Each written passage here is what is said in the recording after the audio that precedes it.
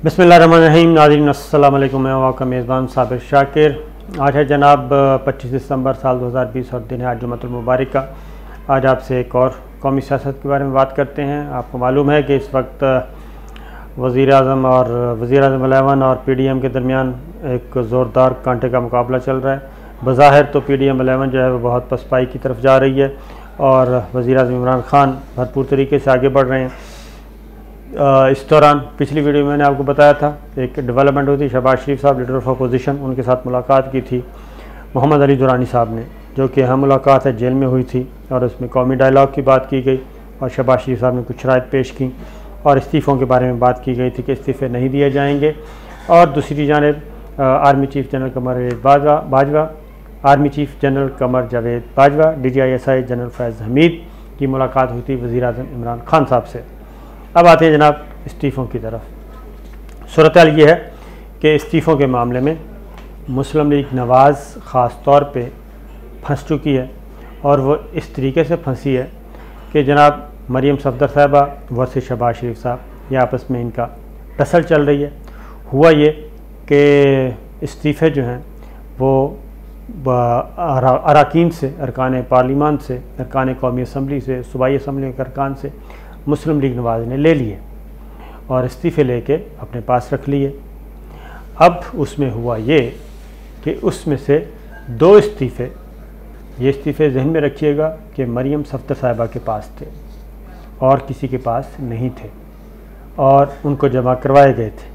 लेकिन उनमें से 2 इस्तीफ़े, एक मुर्तज़ा जावेद अब्बासी जो कि NA 15 से हैं और मानसरा से, मुर्तज़ा जावेद अब्बासी साहब का इस्तीफ़ा जो कि स्पीकर कौमी असम्बली के नाम लिखा हुआ है, नीचे उनके दस्तखत हैं, वो इस्तीफ़ा कौमी असम्बली सेक्रेटेरिएट में पहुंच गया।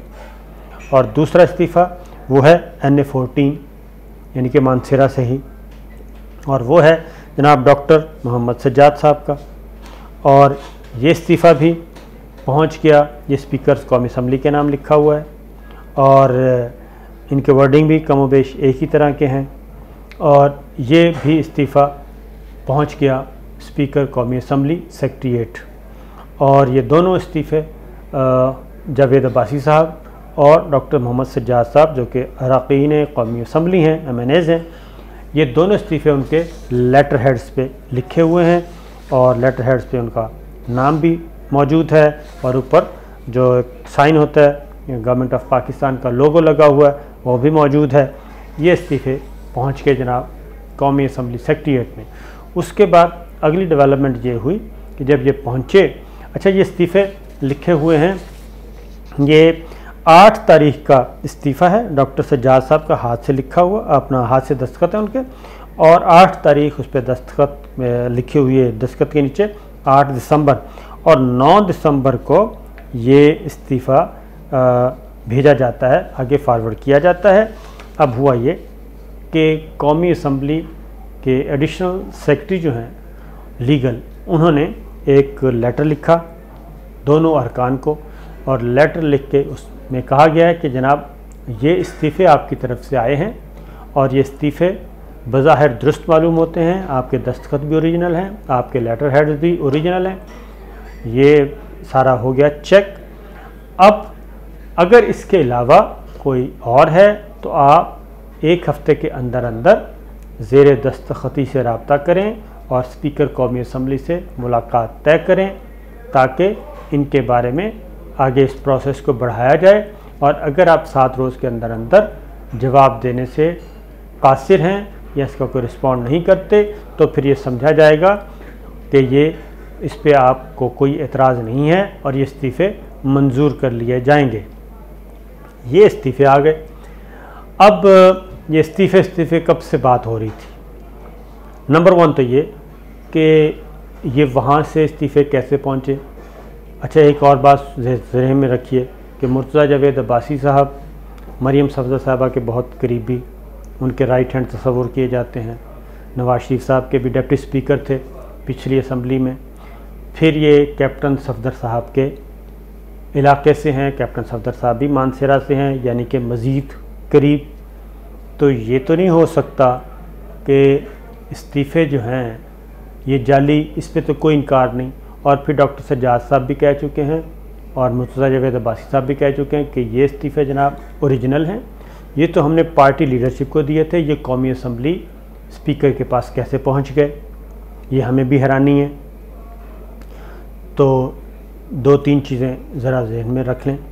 नंबर 1 ये कि अब ये इस्तीफ़े जो है स्पीकर के पास पहुंच गए और उन्होंने तस्दीक के लिए बुला लिया। अगर ये तस्दीक के लिए जाते हैं तब भी, नहीं जाते तब भी, जीतेगा कौन, ये ज़हन में रखिए। मरीम सफदर साहिबा ने तो एक शरारत कर दी और कैप्टन सफदर साहब ने ये करवा दी और इस्तीफ़े भी भेज दिए। अब इसमें फ़ायदा किसको होगा? ये इस्तीफ़े चले गए, अगर ये दोनों अरकान चले जाते हैं और जाके बताते हैं कि जनाब ये इस्तीफ़े हम वापस लेते हैं या ये हमारे असली नहीं हैं, तो बात बन जाएगी, या ये हमने रज़ाकाराना तौर पे नहीं दिए तो बात बन जाएगी, ये इस्तीफ़े वापस हो जाएंगे। और अगर अदरवाइज़ हुआ और ये नहीं जाते और उसका मतलब है कि ये स्पीकर भी, ये इस्तीफ़े भी ओरिजिनल हैं जो कि मान रहे हैं वो अरकान, तो फिर स्पीकर इनको मान लेगा, तस्लीम कर लेगा और उसके बाद फिर क्या होगा? ज़िमनी इलेक्शन होगा। तो ये सारे का सिलसिला किसने शुरू किया? या अगर मरीम सफदर साहबा ने नहीं भेजे तो फिर ये किसने भेजे? ये एक अगली बहस शुरू हो चुकी है। एहसन इकबाल साहब क्या कहते हैं? एहसन इकबाल साहब कहते हैं कि हमारे तो किसी रुकन ने इस्तीफ़े स्पीकर को भेजे ही नहीं है, ये एक साजिश हो रही है, वो तो सारे पार्टी लीडरशिप के पास मौजूद हैं। तो जनाब विन विन पोजीशन किसकी है? विन विन पोजीशन है खान साहब की, पाकिस्तान तहरीक इंसाफ की, गवर्नमेंट की। और मैंने आपको बताया था कि ये जो मरियम बीबी कहती है ना, 4-6 लोग हैं जो विकेट के दोनों तरफ खेल रहे हैं और जावेद लतीफ़ साहब, तो मैंने कहा था ये 4-6 लोग नहीं हैं जो विकेट के दूसरी जानब खेल रहे हैं, बल्कि 4-6 लोग हैं जो मरियम सफदर साहबा के साथ हैं। बाकी सब अपना मुस्तकबिल देखते हैं कि हमारा मुस्तकबिल किस सियासी मैदान में है। लिहाजा ये एक नई कैफियत पैदा हो गई है। और फिर जो अगली इख्तलाफात की चीज़ें चल रही हैं, फिर ये हुआ कि हमज़ा शहबाज और शहबाज शरीफ साहब के इस्तीफ़े, वो कहते हैं जनाब उनसे भी इस्तीफ़े ले लिए गए हैं और उन्होंने भी दस्तखत कर दिए गए हैं। और कहाँ किए हैं दस्तखत? वो दस्तखत किए हैं जनाब कि जब ये, अच्छा एक और बात बता दूं कि हमज़ा शहबाज और शहबाज शरीफ साहब, शहबाज लीडर ऑफ अपोजिशन कौमी assembly, Hamza Shahbaz leader of opposition Punjab assembly. तो राना सनवार साहब ने कहा कि जनाब जब वो अदालत आए थे, एहतसाब अदालत, तो वहाँ पे उनको दिए गए थे इस्तीफ़े और उन्होंने उस इस्तीफ़ों पे दस्तखत कर दिए हैं। अब ये चीज़ आ गई। अब जो तरीक़ाकार है वो मैं आपको बता देता हूँ कि तरीक़ाकार ये है कि इस्तीफ़े जनाब जब एक दफ़ा दे दिए जाएं तो उसका सिर्फ़ एक चीज़ स्पीकर कौमी असम्बली को चेक करनी होती है। आइन और कानून जो कहता है कि ज़ाती तौर पे वो चेक करवाएं कि ये इस्तीफ़े रज़ाकाराना तौर पे आए हैं, अपनी मर्ज़ी और मंशा से आए हैं, या किसी दबाव के नतीजे में हैं, या ये जाली हैं। वो ख़ुद भी कर सकते हैं, वो किसी हुकूमती एजेंसी को भी कह सकते हैं और वो अदरवाइज़ बराह रास्त रब्ता करके भी कर सकते हैं। तो ये तीनों ऑप्शन में से कोई भी ऑप्शन ले सकते हैं वो। और इस सिलसिले में जब PTI ने और MQM ने इस्तीफ़े दिए थे अपने पिछले अदवार में, तो जब इस्तीफ़े स्पीकर तस्लीम नहीं कर रहे थे, जबकि अरकान कह रहे थे PTI के भी और MQM के भी ये हमारे इस्तीफ़े ओरिजिनल हैं, हम दे चुके हैं, तो उस वक्त सुप्रीम कोर्ट में ज़फ़र अली शाह साहब जो कि मुस्लिम लीग नवाज़ के रहनुमा थे और हैं, उन्होंने ये सुप्रीम कोर्ट में पिटीशन फ़ाइल की थी कि अब स्पीकर के पास भी कोई इख्तियार नहीं है इनको रिजेक्ट करने का। अगर अरकान कह दें कि वो ओरिजिनल हैं तो इसका मतलब है ओरिजिनल है। अब जनाब गेम बढ़ेगी आगे। गेम आगे कैसे बढ़ेगी? वो आगे ऐसे बढ़ेगी कि अब इस्तीफ़े माना जाता, क्योंकि हुकूमत की तरफ से ये वाज़ेह तौर पे कहा जा चुका है कि जनाब हमारे इस्तीफ़े, हुकूमत की पॉलिसी ये है कि जैसे इस्तीफ़े आएंगे हम उनको मंजूर करेंगे और ज़िमनी इलेक्शन करवाएंगे। तो अब मालूम होगा कि हुकूमत इनको मंजूर करती है, क्योंकि स्पीकर कह चुके हैं, स्पीकर कौमी असम्बली, जनाब हमने ख़त लिख दिया है, अगर वो आ जाते हैं, आके बता देते हैं तो वेल एंड गुड कि जनाब ये रज़ाकाराना हैं या नहीं हैं, तो वेल एंड गुड। अदरवाइज़ कहते हैं कि नहीं जनाब ये रज़ाकाराना नहीं हैं और ये गलत हैं, तो फिर ये कैंसल सफ़र होंगे। अगर उन्होंने कहा दिया बिल्कुल ठीक हैं तो जनाब ये मंजूर हो जाएंगे और ज़िमनी इलेक्शन का शेड्यूल आ जाएगा। सेनेट के इलेक्शन में मज़ीद 2 सीटें कम हो जाएंगी वोट में, यानी कि इलेक्टोरल कॉलेज कौमी असम्बली में 2 वोट कम हो जाएंगे। तो ये है सिचुएशन। और इसी दौरान MQM पाकिस्तान जो कि हुक्मरान इत्तेहाद में शामिल है, उनके सरबराह हैं जनाब डॉक्टर खालिद मकबूल सिद्दीकी साहब। तो खालिद मकबूल सिद्दीकी साहब ने कहा है कि गिले शिकवे किए हैं वज़ीर-ए-आज़म इमरान ख़ान से। उन्होंने कहा कि जनाब मामला ज़रा ख़राब हैं और मरदमशुमारी का जो रिज़ल्ट अनाउंस कर दिया है उस पर हमें शदीद तरीन तहफ़्फ़ुज़ात थे, लिहाजा ये तहफ़्फ़ुज़ात हमारे दूर नहीं किए गए और हम हुकूमत से दूर भी हो सकते हैं, हुकूमत का साथ भी छोड़ सकते हैं। तो ये एक नया मामला आ गया। एक तरफ MQM खालिद मकबूल सिद्दीकी साहब बराह रास्त कह रहे हैं कि जनाब हमारी बातें नहीं मानी जा रही और हमारा मुतालबे तस्लीम नहीं किए जा रहे, इसलिए हम हुकूमत छोड़ सकते हैं।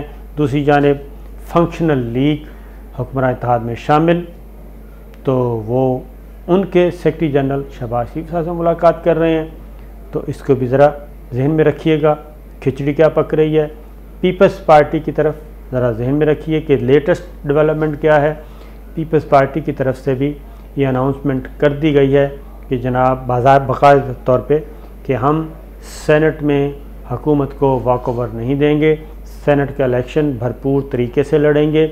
और फिर एक और बात भी कर दी गई पीपल्स पार्टी ने, पीपल्स पार्टी बड़ी क्लियर है जी, क्लियरिटी के साथ आगे बढ़ रही है कि जो इलेक्शन कमीशन ऑफ पाकिस्तान ने ज़िमनी इलेक्शन का शेड्यूल अनाउंस किया था, उसके लिए जो सिंध से सूबाई सीटें थीं उनके लिए पीपल्स पार्टी ने अपने उम्मीदवार भी नॉमिनेट कर दिए, नामज़द कर दिए हैं।